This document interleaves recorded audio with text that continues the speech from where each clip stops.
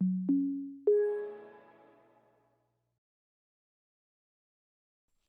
वालेकुम dear students and welcome to study lava. आज जो है हमने चैप्टर नंबर 3 जो है स्टार्ट कर लिया है, जो है प्लाज्मा एज अ फ्लूइड।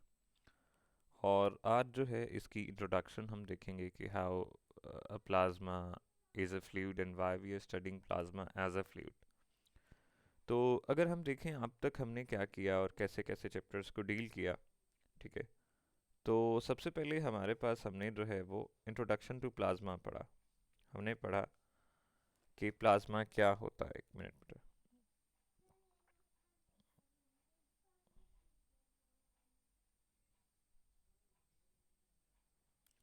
सबसे पहले हमने इंट्रोडक्शन टू प्लाज्मा पढ़ा कि प्लाज्मा को हमने देखा कि प्लाज्मा क्या होता है।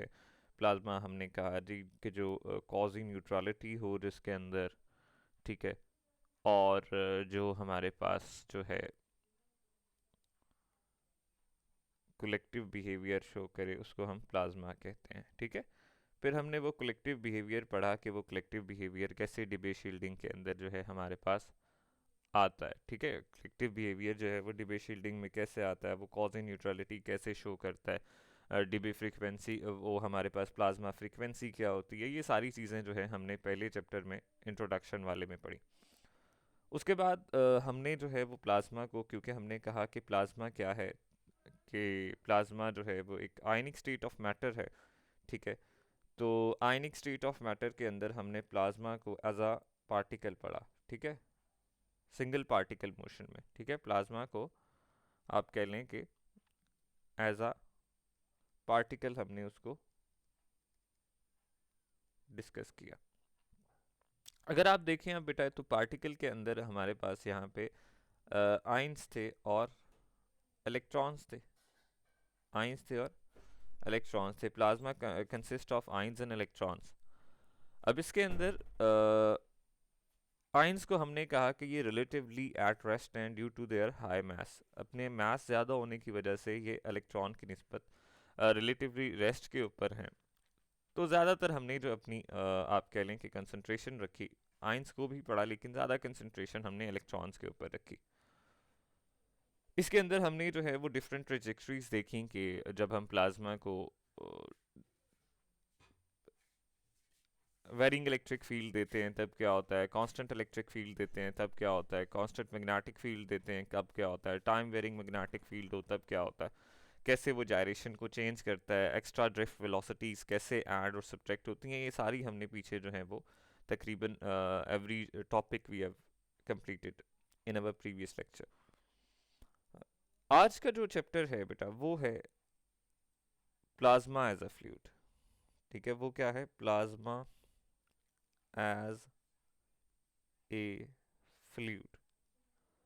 इस लेक्चर के अंदर हम समझेंगे कि why we are going to study this plasma as a fluid, क्यों हमें क्या ज़रूरत पड़ गई कि हम अब प्लाज्मा को एज अ फ्लूइड स्टडी करें, ठीक है। प्लाज्मा को as a particle, single particle तो हमने स्टडी किया, सिंगल पार्टिकल मोशन देखा कि प्लाज्मा जो है, प्लाज्मा के अंदर पार्टिकल्स जब मैग्नेटिक फील्ड के अंदर इंटर होते हैं तो वो क्या शुरू कर देते हैं, due to the electric and magnetic field drift velocity जो है वो स्टार्ट कर देते हैं।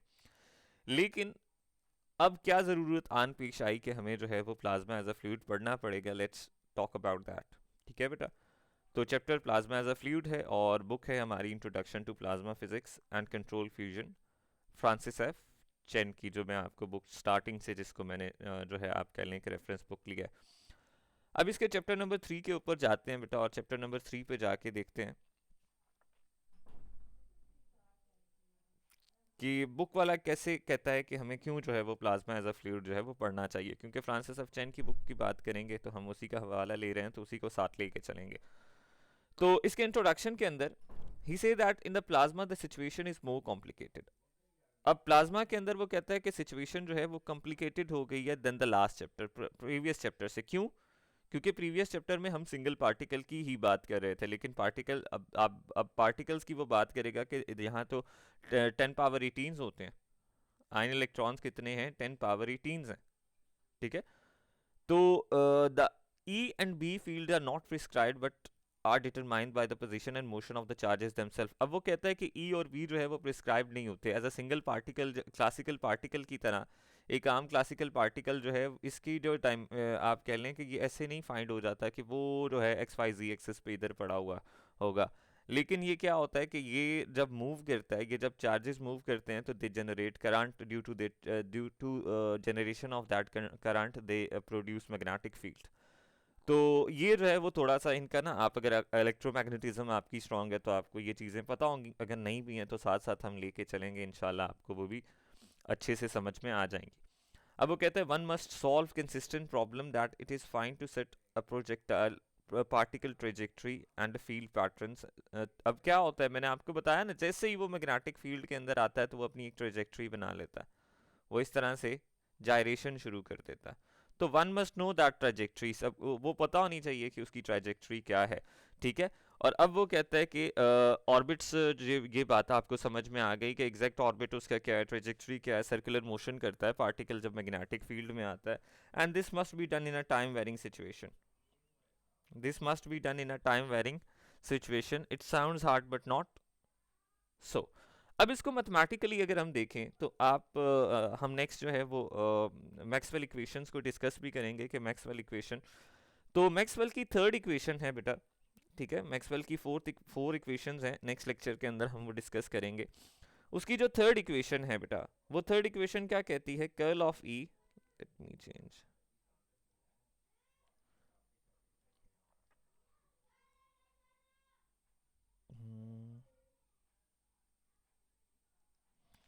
वो कहती है कि curl of E is equals to partial B by partial t. Negative sign भी लगा देता है वो ड्यू टू कंजर्वेटिव फील्ड, या आप कह लेंगे एक लेंसेज लॉ जो है वो इंट्रोड्यूस होता है यहाँ पे, ठीक है। तो लेंस लॉ की वजह से यहाँ पे एक नेगेटिव साइन आता है यहाँ, ठीक है, कि जो है वो लॉ ऑफ कंजर्वेशन जो है ऑफ एनर्जी वो जो है ओबे करता है, कि कॉज जो है वो हमेशा अपनी जो है इफेक्ट जो है वो हमेशा अपनी कॉज को अपोज करता है। तो उसकी वजह से अगर आप नेगेटिव साइन लगाना चाहें तो लगा सकते हैं।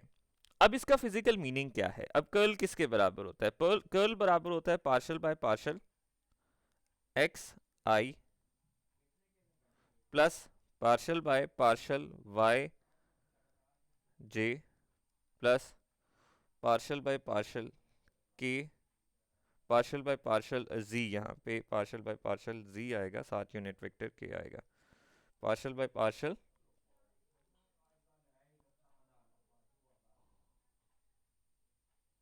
जी यूनिट वेक्टर के। तो ये जो है वो क्या है बेटा कि जब आप इसका कर्ल लेंगे, ई x i plus E Y j plus ई जी के साथ, तो ये बराबर आएगा क्या बेटा, एक टाइम वेरिंग मैग्नेटिक फील्ड के, टाइम वेरिंग मैग्नेटिक फील्ड के। अगर आप इसका डिटर्मिनेंट लिए आई जे के करके और इसको पार्शल बाय पार्शल एक्स, ठीक है, इस तरह से आप इसको लिखें आई जे के, ठीक है, यूनिट वेक्टर्स के साथ, और फिर यहाँ पे partial by partial x, partial by partial y, partial by partial z, और यहाँ पे ई एक्स, ई वाई और ई जी, ठीक है। हमने वो सारा अभी मैं इसको सॉल्व नहीं करूँगा क्योंकि हमने जो है इसकी फिजिकल इंपॉर्टेंस देखनी है, हमने कोई इसकी मैथमेटिकल इंटरप्रिटेशन नहीं करनी।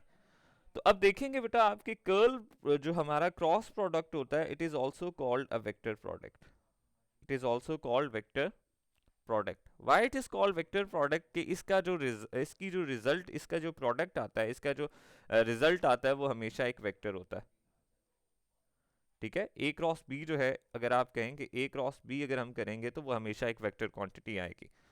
तो इसका रिजल्ट भी हमारे पास क्या आएगा, ए एक्स आई, आप कह लें ए कोई भी जो है वो आर्बिट्ररी वेक्टर है हमारे पास, कोई भी आप कह लें कि जिसकी वैल्यूज कुछ आएंगी यहाँ से इसको सॉल्व करके, तो वो A x i plus A Y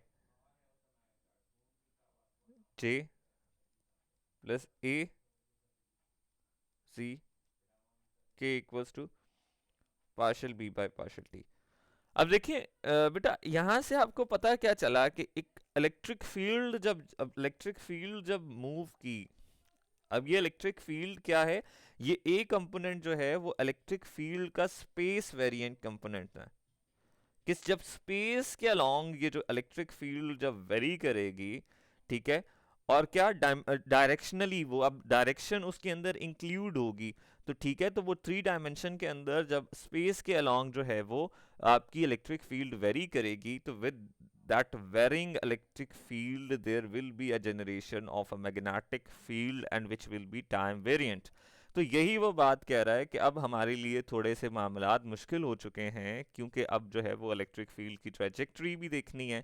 with that trajectory वो क्या करेंगी, अपनी एक इंड्यूस्ड मैग्नेटिक फील्ड जनरेट करेंगे, और उस इंड्यूस्ड मैग्नेटिक फील्ड की भी अपनी जो है वो क्या होगी, इंटरेक्शन होगी अदर चार्जेस के साथ, ठीक है, और वो जो है वो क्या होगी हमारे पास टाइम वेरिंग सिचुएशन के अंदर होगी। ओके हो गया बेटा। अब नेक्स्ट है we have seen a typical plasma density. अब टिपिकल प्लाज्मा डेंसिटी के वो कह रहा है कि अब एवरेज प्लाज्मा डेंसिटी अगर आप लें तो वो 10 power 18 nines ions electron pairs होती है, ठीक है, पर मीटर क्यूब। यानी कि 1 मीटर क्यूब के अंदर प्लाज्मा के 10 की पावर 18 जो है वो आइन और इलेक्ट्रॉन्स एग्जिस्ट करते हैं, ठीक है। If each of these particles follows a complicated trajectory, it is necessary to follow each of these predicting the plasma's behavior। अब वो कह रहा है कि जी अगर हमें जो है प्लाज्मा को अंडरस्टैंड करना है फुली, तो हमें इस 10 की पावर 8 आइंस की ट्रेजेक्ट्री पता होनी चाहिए कि वो कैसे जो है वो मूव कर रही है। तो अगर मैं आपको कहूँ कि आपने जो है वो एक और एक दो तीन चार पाँच छः सात आठ नौ 10 11 12 13 14 15 16 17 18 इतने पार्टिकल्स की, इतने जो है आपने जो है वो ट्रेजेक्ट्री मालूम करनी है। तो बेटा पिछले लेक्चर्स के अंदर ना आपने एक की ट्रेजेक्ट्री मालूम की होगी, और एक की ट्रेजेक्ट्री मालूम करते करते आपके जो है वो आप पसीने छूट गए होंगे, और वो घंटे से ऊपर लेक्चर निकल जाते थे इलेक्ट्रिक फील्ड के लिए और मैग्नेटिक फील्ड के लिए, और अभी हम इलेक्ट्रिक मैग्नेटिक फील्ड अलग अलग करके पढ़ रहे थे। लेकिन अब वो कहता है कि जब आपने सारी चीज़ों को इकट्ठा पढ़ना है, और 10 की अगर प्लाज्मा को समझना है तो उसकी एक कॉम्प्लिकेटेड ट्रेजेक्ट्री जो है वो 10 की पावर 8 पार्टिकल्स के लिए समझनी है, तो ये तो होपलेस टास्क है, ये तो भाई काम हो ही नहीं सकता, ठीक है, ये तो ना करने वाली बात है। तो फॉर्चुनेटली उसने कहा किस्मत, ओ अच्छी किस्मत के साथ, this is not usually necessary. अब ये तो इसकी तो ज़रूरत ही नहीं पड़ती, क्यों, क्योंकि surprisingly the majority of perhaps 80% of the plasma phenomena observed real experiments can be explained rather by a crude model। आप क्रूड मॉडल भी कह सकते हैं और फ्लूइड मॉडल भी कह सकते हैं कि क्या जी ये तो मज़ा ही आ गया कि ये तो फ्लूइड मॉडल से भी एक्सप्लेन की जा सकती है। प्लाज्मा जो है वो आप कह लें कि हवा की तरह, पानी की तरह, ठीक है, और उन मटेरियल्स की तरह जैसे जो फ्लो करते हैं लिक्विड या गैसेस की तरह जो है वो बिहेव कर जाती है, ठीक है, लिक्विड और गैसेस की तरह भी बिहेव कर जाती है। This model is used in fluid mechanics. ये फ्लूइड मैकेनिक्स के अंदर क्रूड मॉडल इस्तेमाल होता है, जिससे हम जो है वो क्या करते हैं, किसी भी फ्लूइड की विस्कोसिटी, उसका फ्लो, ठीक है, कि किस तरह का उसका टर्बुलेंट फ्लो है, लैमिना फ्लो है, क्या फ्लो है, तो वो जो है वो हम इस क्रूड मॉडल से गिव करते हैं, ठीक है, देते हैं, ठीक है, तो एक्सप्लेन करते हैं। तो उसने कहा सरप्राइजिंगली ये जो है प्लाज्मा जो है हमारा, हम अगर प्लाज्मा को as a whole as a collective पढ़ना चाहें तो हमें एक एक जो है वो पार्टिकल को पढ़ने की ज़रूरत नहीं है। हम जो है वो क्या कर सकते हैं, हम जो है सिंगल इस होल प्लाज्मा को एज अ फ्लूइड जो है वो पढ़ सकते हैं, वो हमारे लिए बहुत ही आसान है, ठीक है। तो अब इसमें क्या है कि इंडिविजुअल पार्टिकल्स इज निगलेक्टेड, इनको हम जो है वो निगलेक्ट कर देते हैं, and only the motion of fluid elements is taken account, ठीक है। अब जो है वो क्या होता है कि हमने जो है वो अब फ्लूइड एलिमेंट्स को ही सिर्फ टेक करना है, टेक पार्ट करना है, तो ये हमारे लिए चीज़ें बड़ी ही आसान हो गई हैं। अब क्या होगा कि हमारे लिए इन केस ऑफ प्लाज्मा जो हमारे पास पार्टिकल्स होंगे वो क्या होंगे, इलेक्ट्रिकल चार्जेस होंगे, आइंस या इलेक्ट्रॉन्स होंगे, ठीक है। तो आइंस या इलेक्ट्रॉन्स के लिए क्या होता है, आइंस या इलेक्ट्रॉन्स जब मूव करते हैं, ठीक है, फॉर एग्जांपल इलेक्ट्रॉन मूव कर रहा है तो फ्लो ऑफ इलेक्ट्रॉन क्या कहलाता है, फ्लो ऑफ इलेक्ट्रॉन